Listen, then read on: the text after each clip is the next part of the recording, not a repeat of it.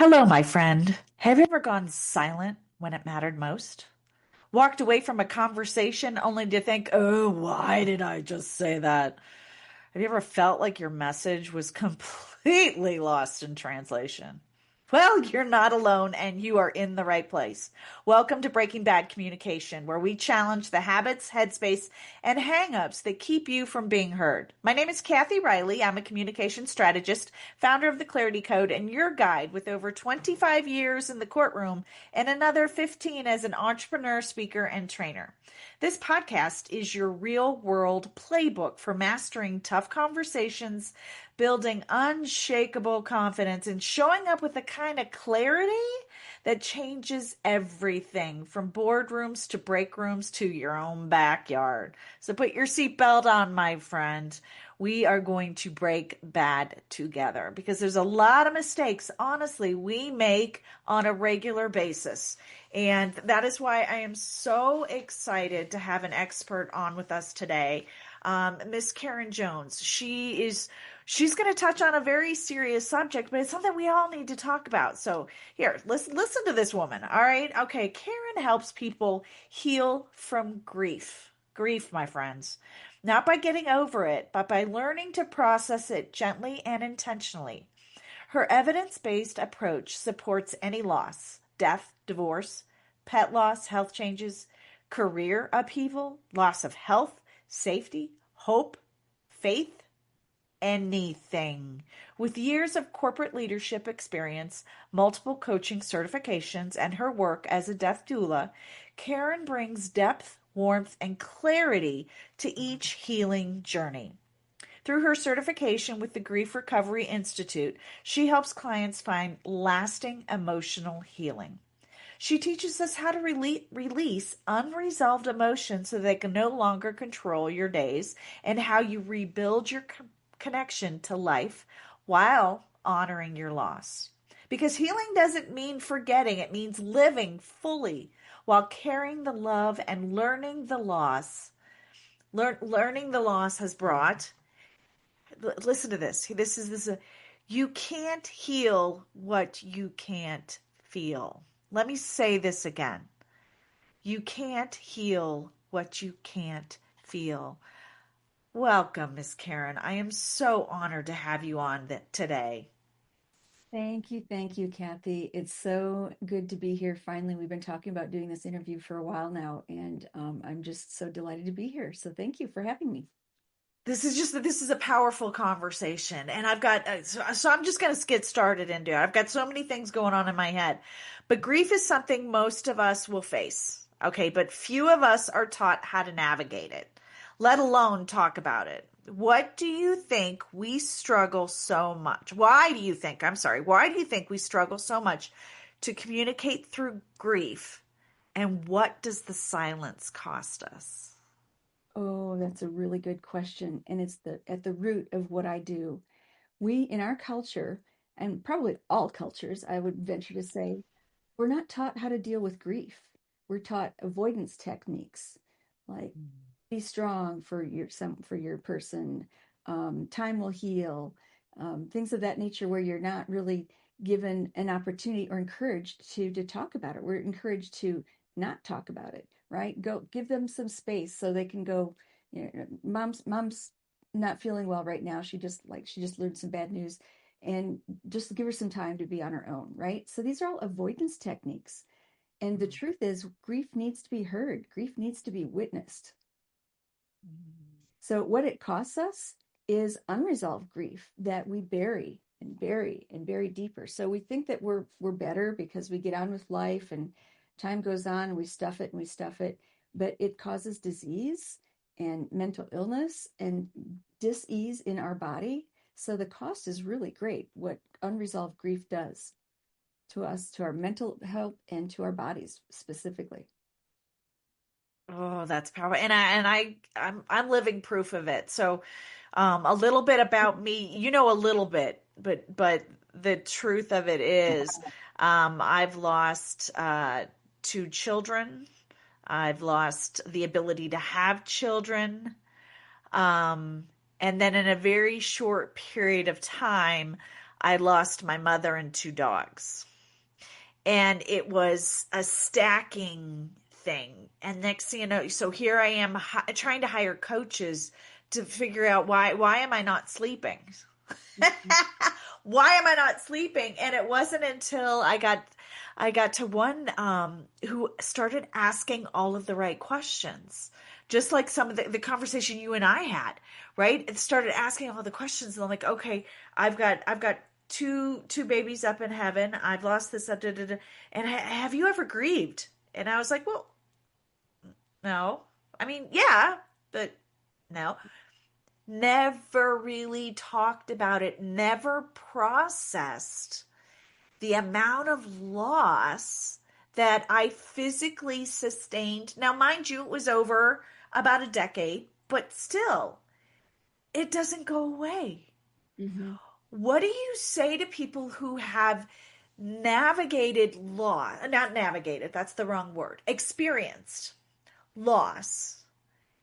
And, they keep plugging forward. Yeah. I wish I had the statistic on that. I'll need to look for that statistic, but you are very common. I would say it's in the 90s, I honestly think, in terms of people actually properly going through. There's a series of very specific steps that you can do to recover from grief. But if you don't know the steps, then you don't know how to do it. But so Mary Frances O'Connor, she's a professor from ASU. She talks about how grief impacts our body. So what I say to that is, so she talks about how it impacts your immune system, and it stresses your inflammation. You have weakened immune system, so you're more likely to contract other diseases. Um, Heart attack is a significant risk, specifically after the loss of a pet. So um, I'm so sorry for all of the losses that you've incurred. I can only imagine how difficult that must have been. And when I start working with clients, I make a metaphor of a backpack. They come to me and I say, take this backpack, right, in your life. So you're a child, you maybe lost a pet, you had a first love, you didn't get accepted to a certain baseball team or team, and then you become an adult and maybe you move, parents divorce, on and on and on. We all have grief in our life, right? And as we get older, sometimes they get bigger.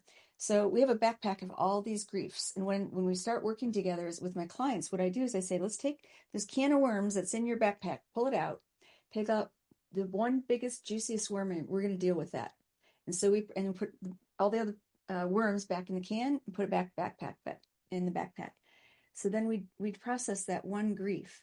We look at all the sweet things, all the sour things, what could have been more, better, different. And we safely talk about those things so that you are able to think about all the things that you didn't think about that you stuffed down. And we put words to it. And I witness you. And there's this beautiful, specific, safe way we do it. And so the Grief Recovery Institute is who I'm certified through. And it's the only evidence-based grief recovery program out there. And it helps you get recovered from grief. So when I say recovered, I talk about meaning so you can remind yourself, remembering the love without feeling the regret as strongly. It's you get past it. You're finding new meaning for living without the constant fear of being hurt again. That was me in my deepest part. Because you're afraid to love, you're afraid to be vulnerable again, right? So if you just Yeah. close off and just stay tight and don't let anyone in and be close, then I can't get hurt, we think. Um, Recovering also looks like forgiving those who fumble with their words and say stupid things, even though they might mean well. They just don't understand, and so it's being able to forgive people that don't really know how to communicate with us. Um, and letting yourself feel and speak the truth of your heart without worrying about what other people are going to think or react by you saying your truth. So recovery is a really important aspect about getting on the other side of it. Doesn't mean you're forgetting the person, doesn't mean you're forgetting the person. It means being able to step back into life again in a way that you can experience joy and think about. In this case, we're talking about a person because we're talking about you, I think. But think about the loss or the grief that you're thinking about, and still step into joy while carrying the learning and the love that that loss has brought you. Powerful. So, how important is it that we talk with, I mean, yes, it's important to talk with a professional like you to help us navigate this, but I think we're often trained or told to not talk about it, to not even with our like our friends or family. And then when we start doing that, we get emotional. And let's say we start crying. And what do you say to somebody who is getting emotional when they're talking about a loss? Hmm. I listen. I listen. So here's the thing. Sometimes the listener gets uncomfortable because the other person is crying and they might go hurry to get a tissue box or something. But that's okay. If they're willing to be vulnerable and share with you, let them emote. That's a golden time. That's such a healing thing for them to share. And I say, let the tears roll, man. That's healing. You're moving through it. If you're not, doesn't mean you have to cry in order to move through it, but it often means that for a lot of people like me, I'm a crier, right? Um, but being able to process your emotions, you can't go around it. You can't go around the grief. You have to go through it. And the only way you get on the other side of it is to go through it, like any other deep emotion. Oh, I love what you just said there. You can't get around it. You got to go through it, which means you've got to talk about it. I mean, it's not stuffing down, it's talking about it with the people that are around you, with the things like, oh, so how was your weekend? Right? Oh, I lost my dog, right? Or whatever happened, you've got to talk about it. Yeah. And I And might say something like, oh, I'm so sorry for that. What happened? And then you might tell me about your dog, or you might say, I can't talk about it. And I say, I get it. Sometimes it's just hard to talk about right now. So I'll just be here with you. I can only imagine how difficult this must be for you right now. Right. So the better yeah. things to say are things that are true for you. You don't have to fix it. You don't have to avoid it. You don't have to give rationalizations about it. I mean, a lot of times people say things that are really stupid. You and I have talked about that. That's funny you should say that. So that's where I was the next you talked about people stumble through their words, right? And there's the things not to say and things to say, which is an excellent resource that Mitch Karen is going to share with us later.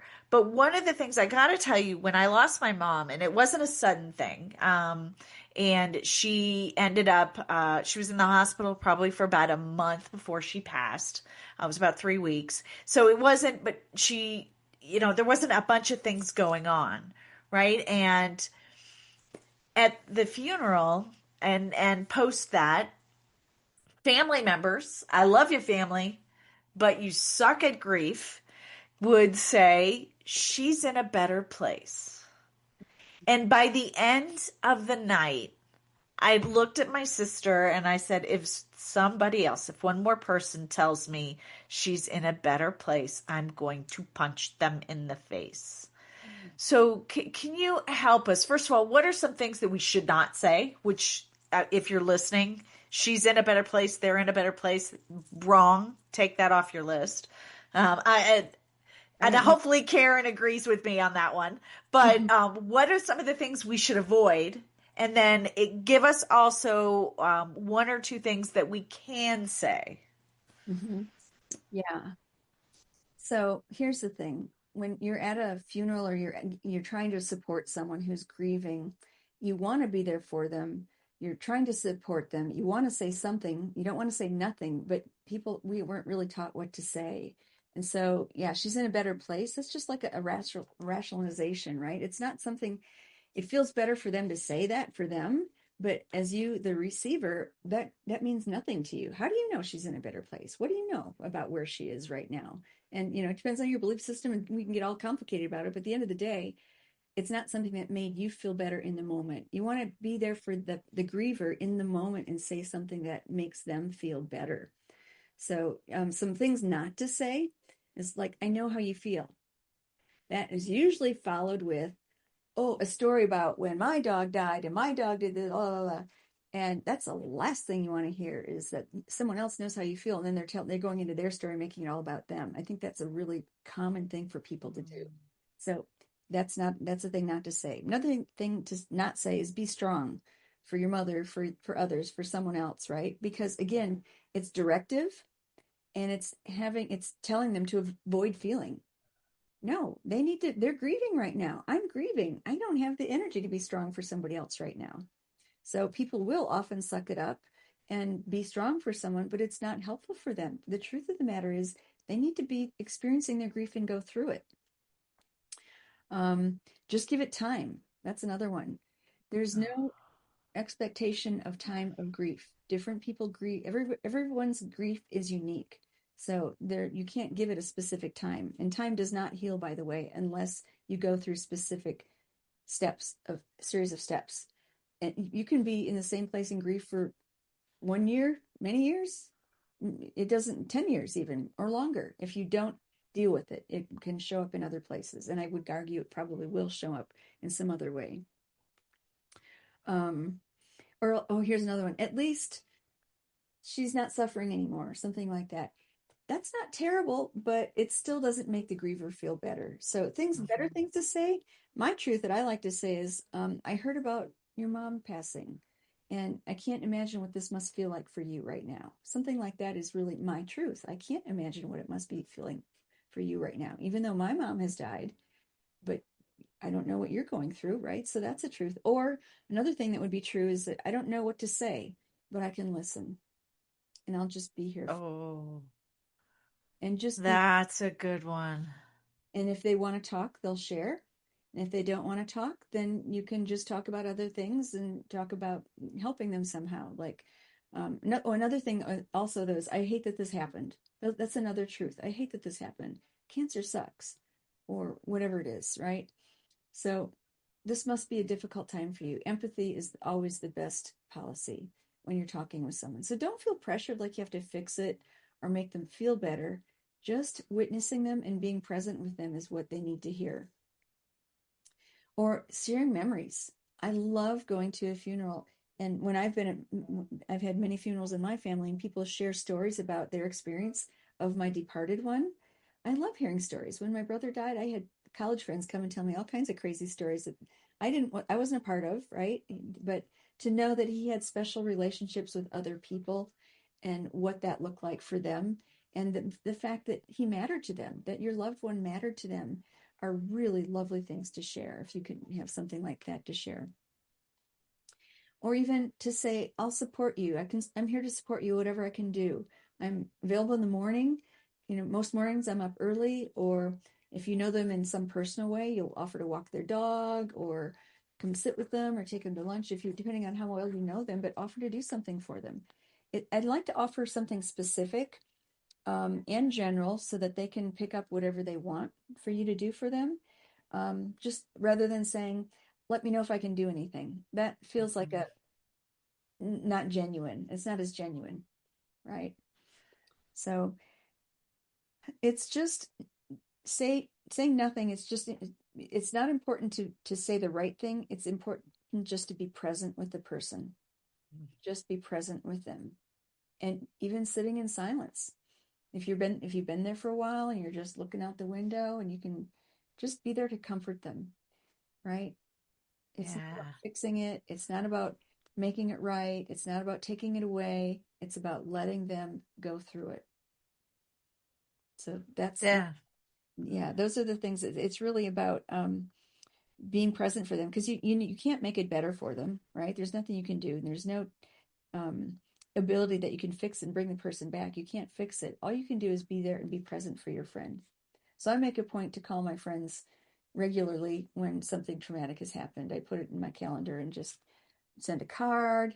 Um, sometimes like a weekly card. It depends on your relationship with the person, but doing something regularly with them, because especially if it's in the case of we've been talking about death of a person or a relationship when a relationship ends. There are other kinds of losses that we can be talking about too, but since we're just talking about your mom, I'm kind of focusing on that. But it's just important to be touching base with them because when someone close to you is gone, there are neural pathways in your brain that you're used to being with that individual, especially if it's a relationship like a spouse or a partner or a pet. Your neural pathways are used to getting up in the morning and making coffee with that person and the smell of them and hearing the sounds that they make when they walk through the house. Your brain has neural pathways, and when they're gone, your brain is going to grow with neural pathways, but they're constantly searching for those memories. I'm Oh, That person is here and they're gone, or was here and now they're gone. And the dog, like when we've lost a pet, you've lost two dogs, we've all lost, many people have lost pets, and your horse, you're used to having a routine with them, and when you come in the door and they're not there for you, it's like, oh, they're not here anymore, right? It's that sensation of I can't hear them they're not here anymore. I'm going to want to call that person, and they can't. My brother, when he was gone, I used to talk to him all the time, right? And so our brain goes through an overdrive when someone close, or a grief that's really close, like that of a person, trying to relearn where they are, the smells, the tastes, the imagery, the touch, all the different things. Our brain's on yeah. to reprogram itself. So it's an important time to remember to drink water, eat even though you're not hungry. Brain fog is a real physical symptom when you're in deep grief as well. So just give yourself grace when you're in grief, because it's very traumatic for your body, more than we realize. But the more you allow yourself to experience it, the more you're going to get on the other side of it. And again, it's not about forgetting, it's about letting yourself process it.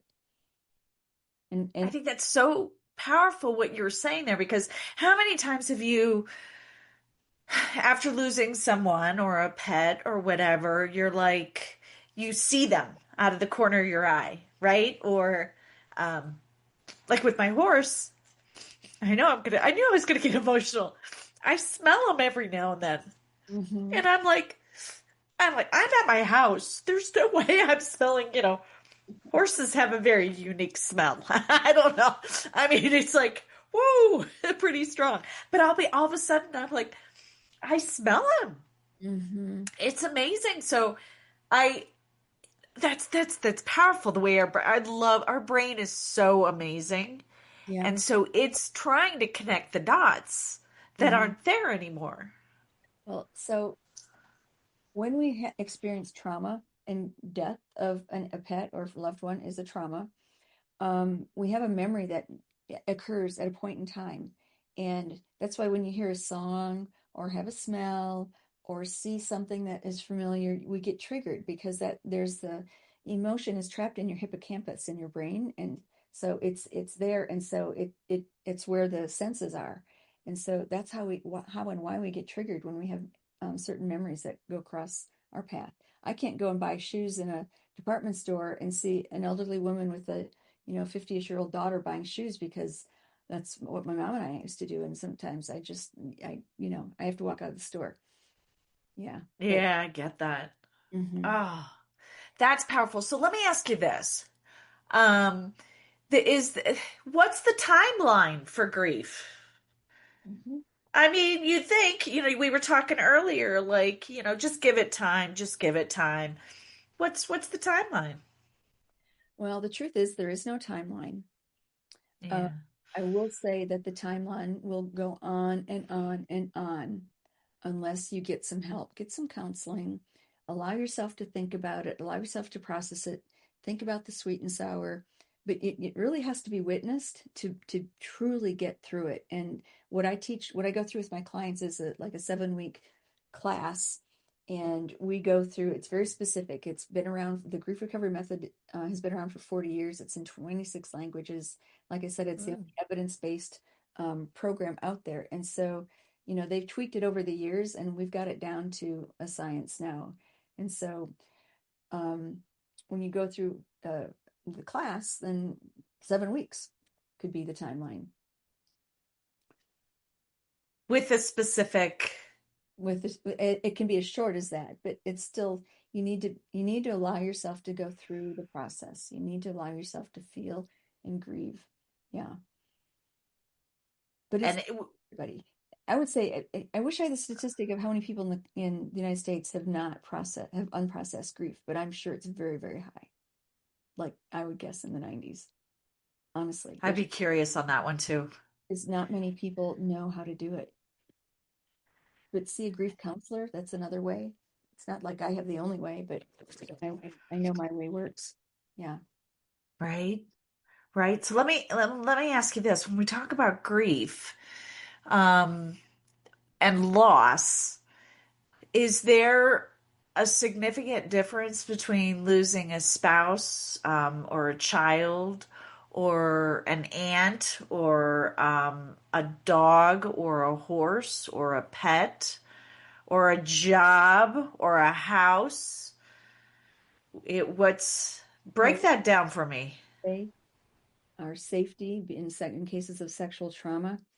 And the truth is, you can't compare griefs because one person's attachment to any one of those things that you just mentioned is going to be different than the next person's attachment to that thing. So when I start my class and I work in Mm, a group setting, I tell them you can't compare griefs.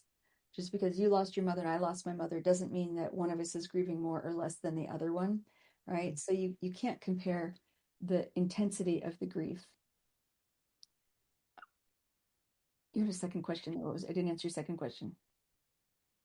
Um, I honestly don't remember where my train of thought went with that. So we're just rolling with it, right? I'm natural blonde here, so we just keep rolling.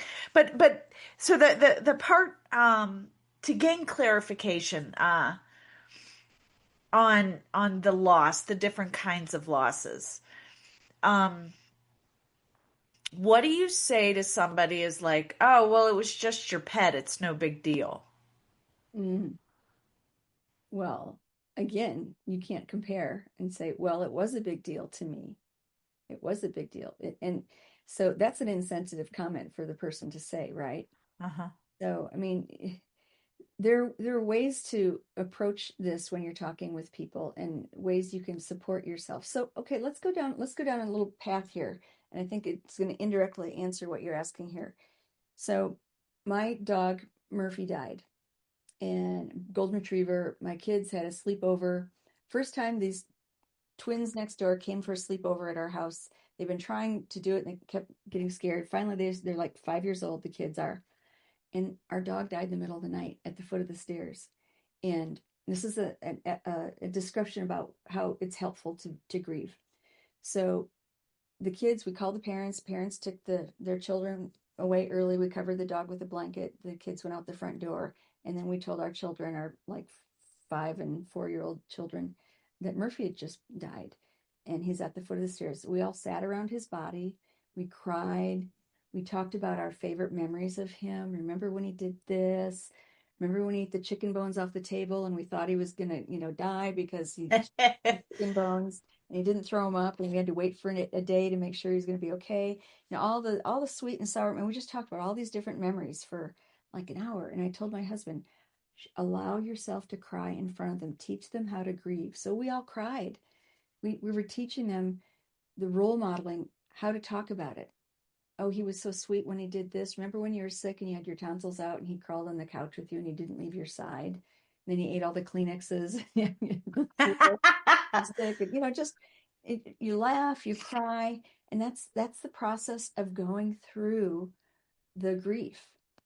And so that was one example. When I moved away from my last house, I went in each room by myself and remembered all the things that occurred in each room. My son's bedroom, my daughter's bedroom, the kitchen table, all the meals there, all the birthday parties, the holiday Christmas tree in the living room. I vacuumed all the rugs in all the rooms, and I'm just as I'm leaving for the next homeowner, thinking about all the different memories that I had. And then I went off to the new house where everybody was unpacking, and I felt complete. I felt complete leaving the house. I was there. It was great. It served us well, and now we're on to the next thing. And so grief has to be witnessed, is my point here, right? So allowing yourself to talk about it, allowing yourself to cry, allowing yourself to express all the things that you maybe haven't thought of in years and you might have forgotten about. That's a funny thing when you have memories and it starts remembering other things, then you share with other people, and it's like, oh yeah, and remember this. And that's the process of recovery, is going through all the things. When we do things that people say it like to avoid it, that's not helpful. Allow yourself to process the grief. It's important to Ah. cry if that's what's important, if that's how you emote. If it doesn't mean if you don't cry that you're not recovering or you're not going through it, but everybody does it differently. But allow yourself to feel whatever you want to feel. the sweet and the sour, because if you don't do the sweet and the sour, then you're enshrining them or you're bedeviling them. And some relationships had nothing good to find in them, right? And so, but actually, if you there must be something, even in the case of estrangements, when I work with people that have estranged relationships, and it's a parent, for example, well, did they gave birth to you, they brought you here. You can always find something. Yeah. Give you food for your life when you were a child or whatever. It's in some cases it's been that difficult to find things, but you can always find something sweet. You can always find something sour. And it's important to go through both when you're grieving, because that's what a true relationship is. It's got sweet and sour. Oh, I like that. I like how you're talking about the good and the bad, right? And with each person, we all have good and bad sides. We all have good and bad memories. And if we're strategic and pay attention and are we do that purposely and purposefully, we will find those. So I love that. All right, my friends, as you're listening to this, I mean, this is just such a powerful conversation. So please subscribe to this, comment on this, share this with anybody you need to know, because this is an amazing conversation and it's so powerful and it's one that we don't talk about much. So let me ask you this. Is there like a really great way to grieve? Like this is the best strategy out there? I think what I just went through is probably a good strategy if you're doing it on your own, right? And you're Uh-huh. trying through it is so um another thing that I like to do when friends that my grandmother died and everybody that in my life that has died, I light a candle and I think about them. I might journal about them.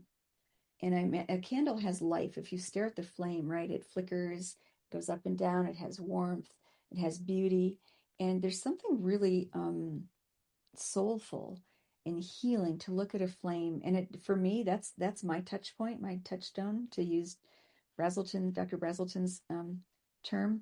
It's a touch point for my heart to look at the flame while I'm remembering all the sweet things and all the sour things. And with the holidays coming up, there are going to be a lot of people that are struggling because their person might be there's an empty chair at the table, or it's the end of the year and my life isn't quite where I thought it would be by the end of the year, or they're missing their finances aren't what they wanted them to be. All the things that you can possibly be grieving about. And so allow yourself to process the information that you're going through, and not to things not to do are to uh, I call them short-term short-term emotional behaviors like drinking, shopping. That was going to be my next question. What shouldn't you do? Yeah, Okay. porn, all the things that are numbing. The numbing things, the list is very long. The numbing Ah, things, right? And again, those are avoidance things. So you're asking me what to do is allow yourself to process it. What not to do is to numb. And people have, strolling on social media, on and on. There are all kinds of things that we use as short-term emotional behaviors to avoid facing what we need to be processing and thinking about. Yeah, especially yes. so, because people are going to be triggered, again, with the memories, the sights, the sounds, the smells, the traditions, the things that are not happening. So, here's a suggestion for people with the holidays. If you have a person that you're missing that is no longer with you, the relationship has ended for whatever reason, for example, um, in case of someone, a close friend of mine just now, her husband passed. And so I suggested to get a candle, if that's whatever, get something that is meaningful for you, but it's something that's physical. It might be like a candle where you put seashell in when you're on at the beach, whatever little treasures you might have from that person. If it's your Yeah. your dog, it might be the dog hair. Well, you don't want to burn the dog hair. Maybe that's a bad example. But it's like a little shrine. And so, what my family does, a tradition for the holidays, is to burn a candle, and we talk about the person that's not there. My mom, my dad, my Oh, brother, the dog, and everyone can choose to share a memory if they want to about that missing the person that's no longer there. And we light a candle for every holiday, and our person is there in spirit with us as we have our meal together. It's I really, love that idea. Truly love that idea. So, you mentioned triggers, and is there, does it ever stop? Do you ever stop being triggered? I think they change. For me, they change. And for other people, once if you're able to process it and get on the other side, then you're able to remember with more fond memories instead of like a gut punch. So I mentioned walking Ah, into a department store shopping shoes. Now I can go into a department store and see that, and I'll think, oh, I remember when my mom and I used to do that. Instead of what I used to do is walk in and bawl, right? okay. Yeah. So it gets different.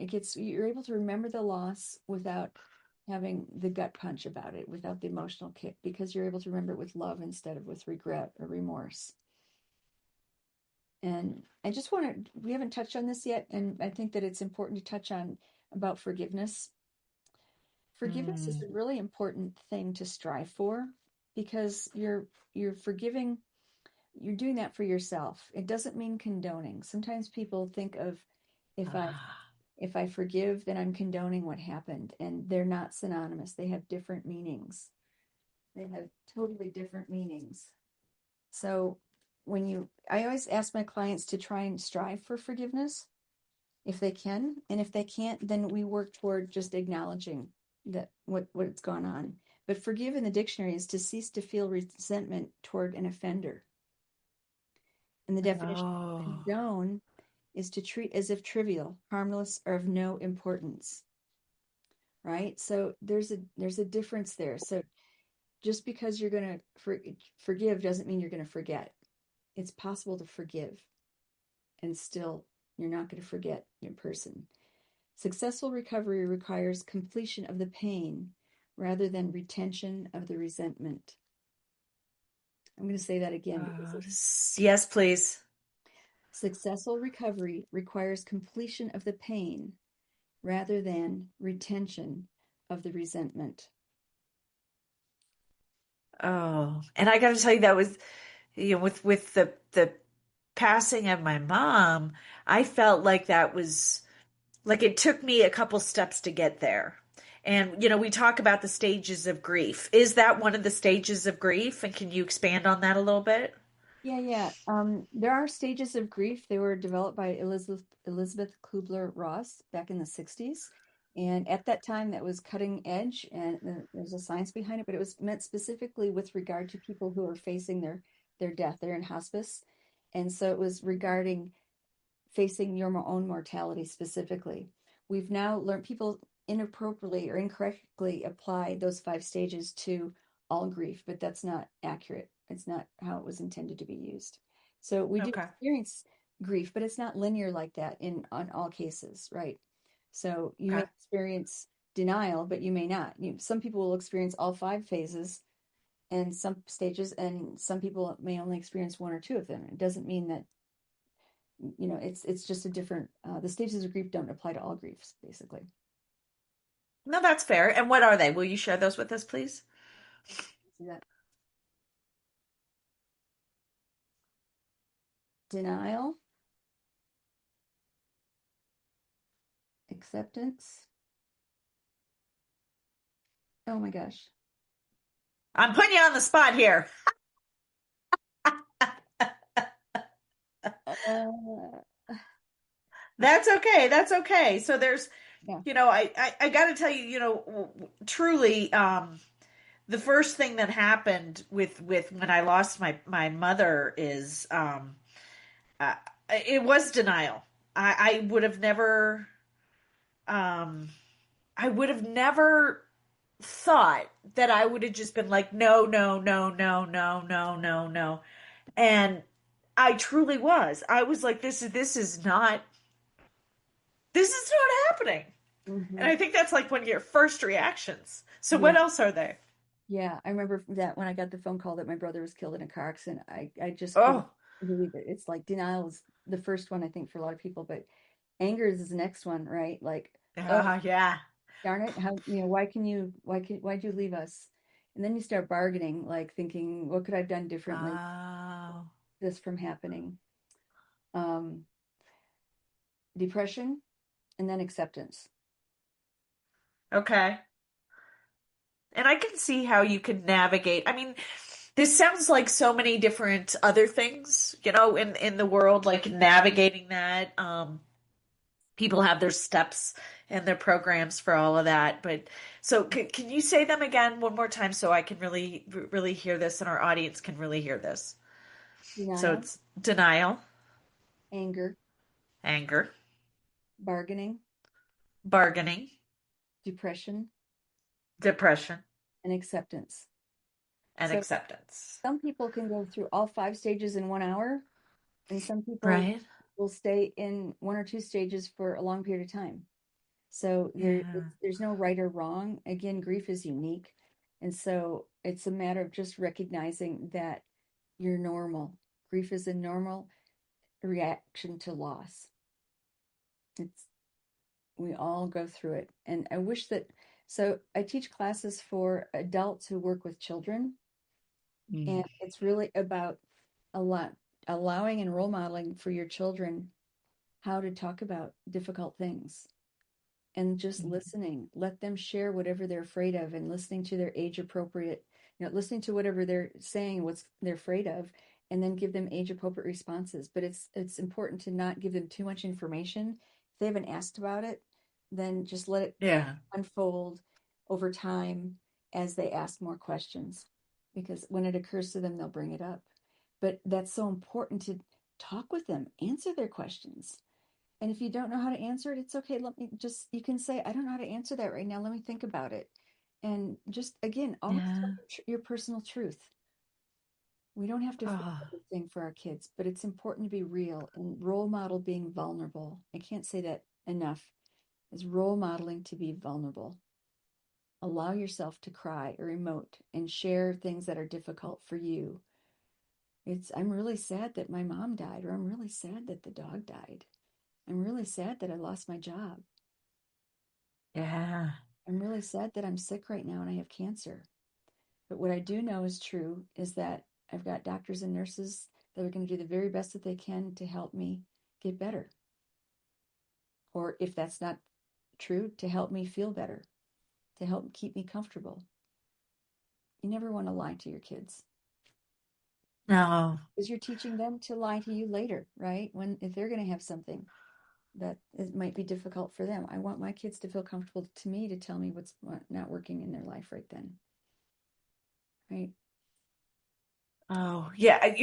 You're this conversation just took me back to a time where uh, uh I was young. I was young and we lost a dog.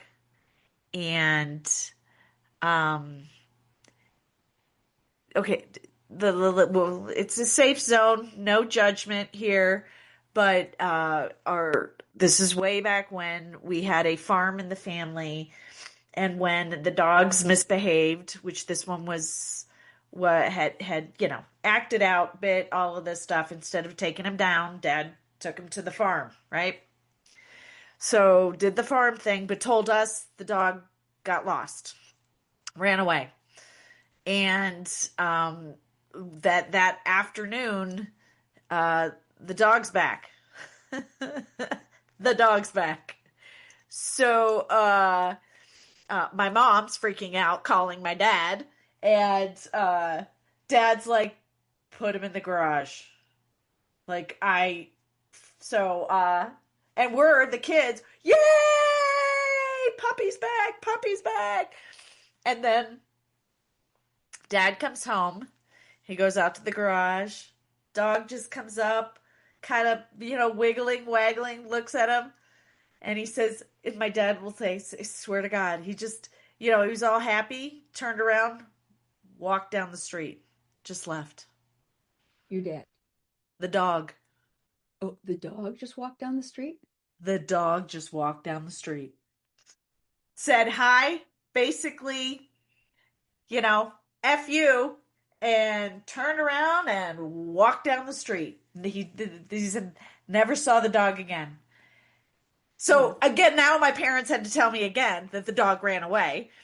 So we're, you know, Oh, but I don't mean to. never It's get yeah. that. So, Oh, and that was a lie. So after that, Dad never lied to us about the dog again. If we had it, we always had a dog in our family. Always, always, always. From when I was a little girl. Yeah, you too.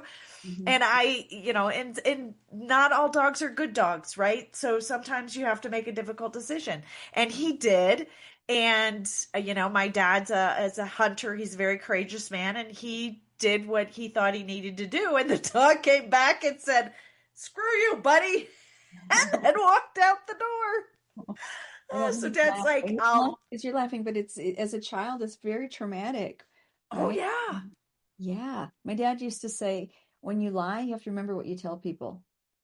So don't lie, So right? don't lie, right? Just stick to the truth. Yeah. And so it was, that was a huge, so Dad never lied to us again about the dogs because he knew, he's like, okay, the good Lord was sending us a message here that this is not good, not good. But, it's, all loss and grief is a rough thing, but it's a conversation we need to have. We cannot be stuffing it down.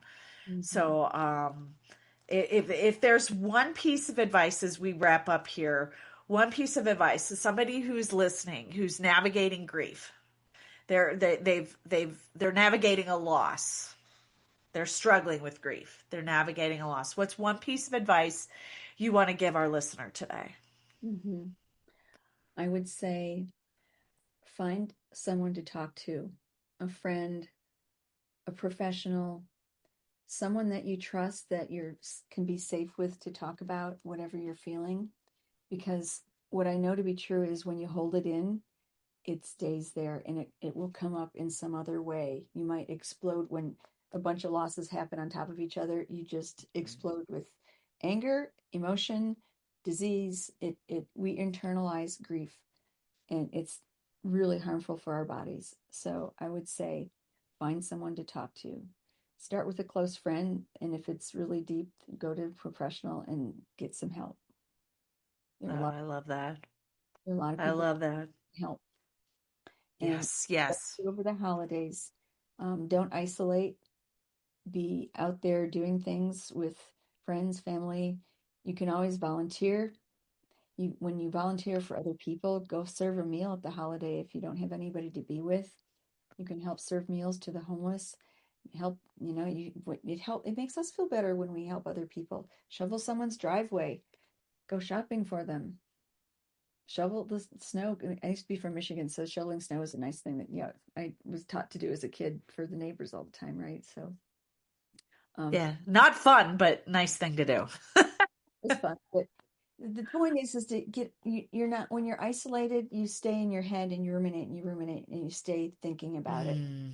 And do nice things for your body. Eat right, exercise. Make sure you drink lots of water.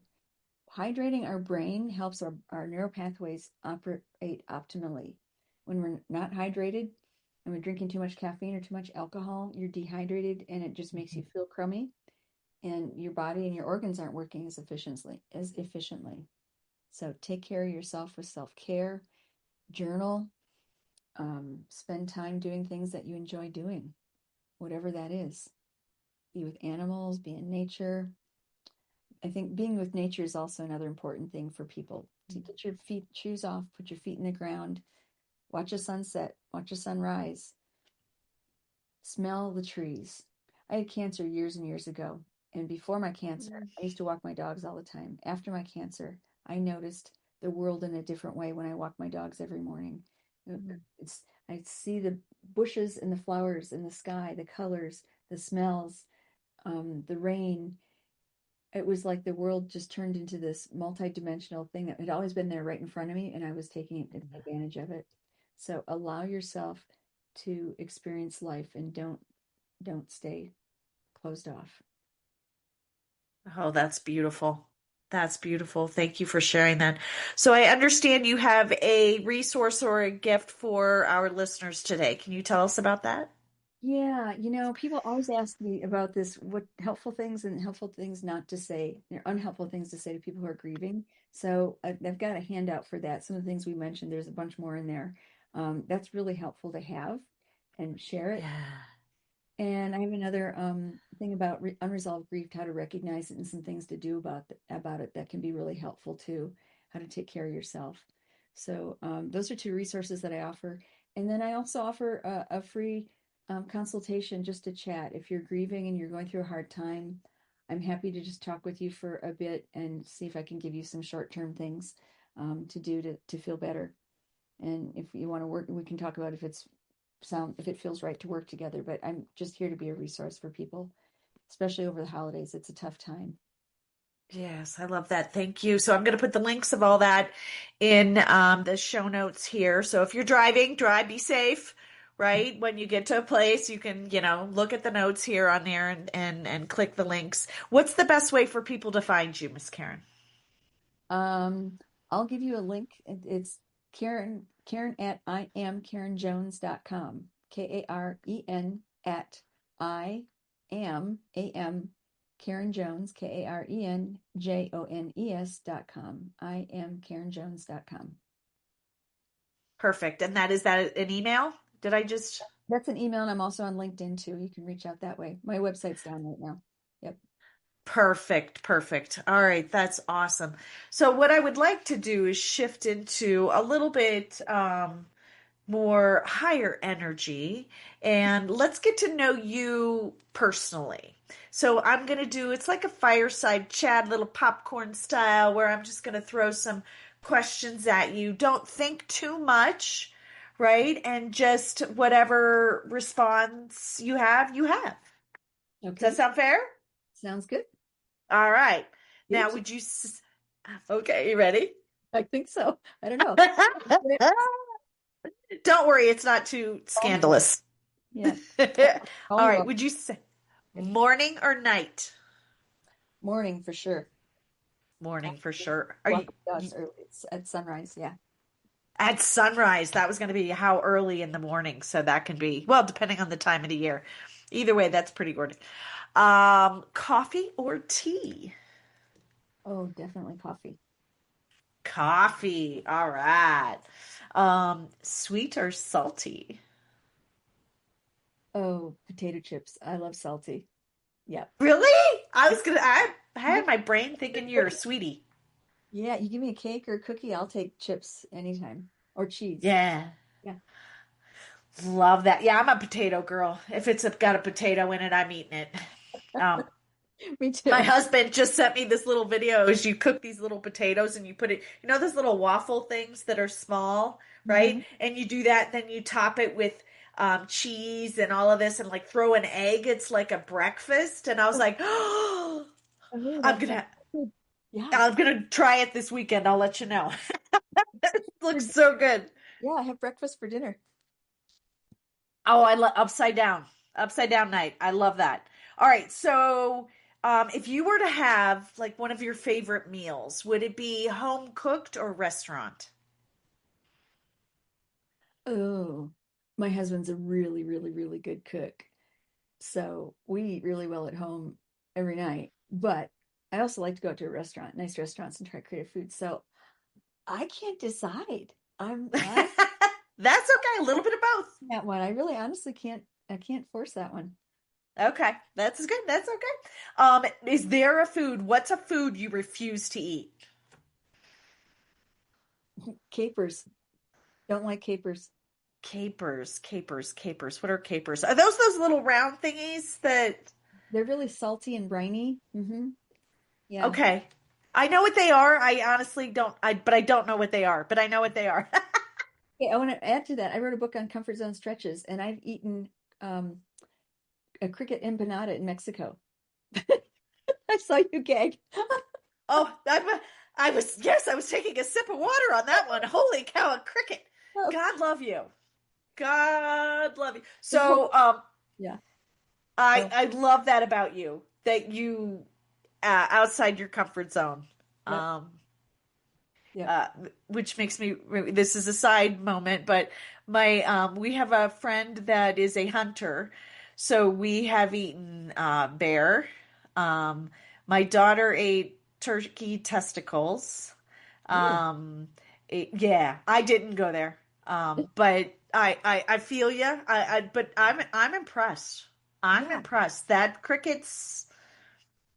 My motto is you don't grow when you're comfortable. And so when I get a tinge about something, I'm definitely not going to do that thing. And then I say it again, and I'm thinking, okay, I guess I really need to do that. Oh, and I kind of lean into it. But we don't grow when we're comfortable, right? I'm a lifelong learner, and I'm all about stretching my comfort zone. Oh, So that's beautiful. Okay, are you listening to this, my friends? You grow when you're uncomfortable. Ugh, love that. don't grow when you're Okay. uncomfortable. Don't grow when you're comfortable. Yeah. Yeah. Okay. If you're going to read a book, is it paper or Kindle? Audible? I Audible. only listen to tapes or listen to books. Yeah. You only listen. Okay. Awesome. Beach or mountains? Oh.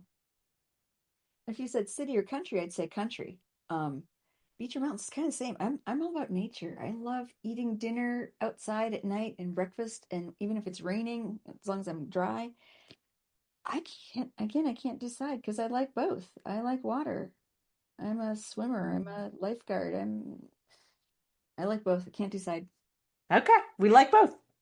Entertainment. All right. So if you were being entertained, are you going to watch a movie or a series? I like series. Yeah. Yeah, yeah. I like a series. Yep, binge I'm, watching. I'm with you. It's like an extended movie, right? Because you get involved with the characters and you can have a more of a relationship with them over a longer time. Yeah, they truly develop versus a movie. It's like in and out, right? Yeah. Love that. All right. If you were to, let's say you work out, which I'm pretty sure you do, would you say you're a runner or a walker? Yeah, I've joined issues, so running hurts, but I'm a hot So yoga, walk. so I'm a walker. Yeah. You're a walker. Got Mm. it. When it comes to the phone, do you talk or text? I probably text more than I talk because it's efficient. Yeah. But it's Yeah. important for me to talk too, to important relationships, important things. And, Yeah. and yeah, talking is definitely better. But if you looked at over the percentage of the day, it's probably more texting than talking. Right? And that's true for me too. Like if we look at what I do more texting than talking, but the people that I want to really connect with, I end up getting on the phone with. Hmm. So like, family and clients that like I do the Zoom for the clients, right? Things like that. So, um, but generally it's texting. So it's efficient. Like you said, it's efficient. Okay, last question. Have you ever watched the movie Zoolander? I think I have. Ben Stiller, is that a Ben Stiller movie? Yes. Yeah. So Yeah. they're male supermodels. Oh, wow. Yes. With the blue steel, Mhm. right? The look. All of that. Okay. For those of you listening, we're making faces right now. I'm mostly making faces. So every time the characters walk in the room, a room, they have a walk-on song. And my husband used to joke like every time he walks in a room, he's got a walk-on song. So my walk-on song right now is Golden from that something Dragon Hunt, K-pop Dragon Hunters or whatever that is. Love that song. Love that song. What would you say? And I'm saying this to give you time to noodle because I think you know where I'm going with this. What would you say as you enter a room or take stage? What is your walk-on song? Um, I like the Beatles song "Here Comes the Sun" Oh, because it's about rejuvenation and looking forward after difficult times. And t walk-on songs are typically like high energy, but I'm just keeping in the grief theme that "Here Comes the Sun" is like there's recovery, there's more to be lived, there's more ahead to look forward to. And so I'd say that the Beatles, "Here Comes the Sun." I love that. And see, to me, walk on song theme music, right? What's your theme? And that's perfect for you. I Mhm. love it. And who doesn't love the Beatles? I mean, come on, man. Yeah. That's wonderful. So thank you so much for spending time with us today. It was truly an honor to have this conversation and to hold space for such a sensitive topic. So I truly appreciate you. Thank you so much, Kathy, for this opportunity to share. And I just want to be there for you as well. This was grief is a difficult topic, and you're so bubbly, and so you made it a more entertaining and easy way to listen to talk about grief and to feel better about it. So, yeah, thank you for the opportunity. Truly my pleasure. And we're going to have you back on because I think this is a conversation we need to revisit. Mm. Um, because we never, honestly, you never get over it. I really don't. There isn't, I mean, you may go a day or two, maybe even a month where you're not thinking of that person that you lost, but you will think again. And it's it's always there because that person, that animal, that experience is, will always carry it. Mm-hmm. You know, they say there's two times, and I don't know who said this quote, but there's two times that you die. One is when you physically pass, and the second time is when the last person talks about you. And so, in allowing us to converse and talk about those around us that that are gone, but they still carry within us is important too. I love that, Kathy. I love that. So that strikes the idea that carpe diem, right? Live every day to its fullest, make the best out of every day that we can because we never know how long we have. And the thing about grief is it doesn't always have to be painful when you live through memories. When you go through it and you get help to process it, you can live with the memory and have it be sweet instead of sour without that terrible feeling, that terrible ache. Imagine looking back on a relationship that wasn't necessarily positive and thinking, but I'm remembering these good things about that person, and I acknowledge the things that weren't great, and I'm moving on, right? And so Yeah. being in that place of healing and allowing yourself to move on. And moving on doesn't mean forgetting, it means just stepping back into life and experiencing joy again. That's my wish for everyone, to always experience Yes. joy, no matter what you're carrying. I love that. Moving on. We've got, even though we've lost something, we still have to live on. Hmm. And we need to do that with joy. And remember what we gained from the relationship. Yeah. So powerful. Okay, we will definitely have you.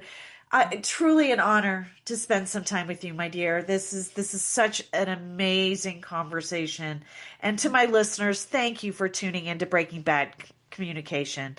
If today's episode sparked a new perspective or gave you a really great tool that you're actually going to use, then that's the kind of conversation we love to have. You know, share your thoughts, your feedbacks, post in the comments, right, on this. Let's hear from you about what's one of the tools that we talked about today that you're going to use, what's worked, all of that. I want to hear from you. And remember, powerful communication isn't about saying more, it's about saying what matters with confidence, clarity, and purpose. So until the next time, keep showing up, keep speaking up, and let's remember to keep breaking bad together. See you soon.